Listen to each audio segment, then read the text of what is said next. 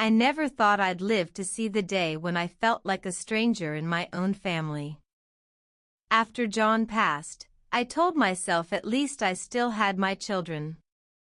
I thought they would be my comfort, my strength, the arms I could fall into when the nights grew too heavy with loneliness.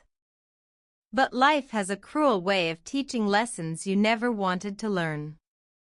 When John was alive, our house was always full.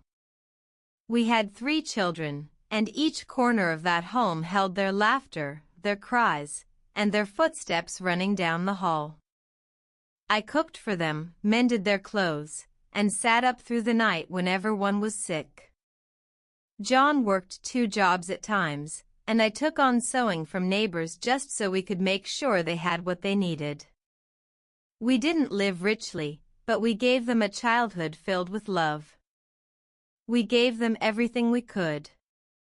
And all the while, John would look at me and say, "One day, when we're old, they'll take care of you just as you've taken care of them." He believed that. I believed that too. But after he died, I started to see the truth unfold. The house that once held warmth became too quiet. The bed felt too big. The evenings stretched into an ache I couldn't shake. So when my eldest son offered for me to move into his home, I thought it was an answer to prayer. I told myself, at least I won't be alone. At least I'll hear voices in the hallway again. I packed my things, carefully folding John's old shirts that still carried his scent, and took with me the little trinkets that made me feel close to him. I locked the door of my old house and whispered a goodbye, never imagining it might be forever. At first, everything seemed fine.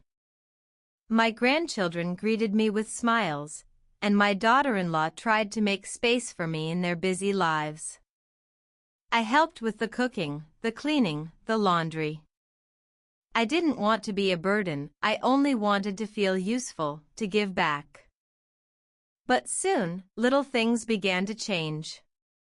My daughter-in-law started sighing whenever I stepped into the kitchen. My grandchildren stopped visiting my room unless they needed something. And my son, oh, my son, he grew quieter around me, as if my very presence made him uncomfortable. I began to notice the whispers. Late at night, when they thought I was asleep, I'd hear them talking. "It's too crowded with her here. She's always in the way. Why can't she just stay in her own place?" Each word cut deeper than a knife. They gave me a small room at the back of the house. It was cold in the winter and hot in the summer. The window looked out not on the garden or the street, but on a brick wall. Sometimes I sat there for hours, staring at nothing, wondering how I had gone from being the heart of my family to a shadow tucked away in a corner. I tried to make myself smaller. I stayed quiet, I ate less, I moved slower. But no matter how little space I took, I always felt like too much. One day, I overheard my daughter-in-law say, "She's not a guest anymore, she's a burden." A burden. That word echoed in my mind for days. I thought about the nights I went without sleep, rocking that same son in my arms when he had fevers. I thought about the meals I skipped so he could have a second helping. I thought about the shoes I wore until they split at the seams so he could have new ones for school. Was that a burden? Was love a burden? I asked my son quietly one evening, "Do you really want me here?" He looked at me, and though his mouth said, "Of course, Mama," his eyes told the truth. He wanted me gone. So now, I spend my days sitting in this little room, speaking softly to John as if he can still hear me.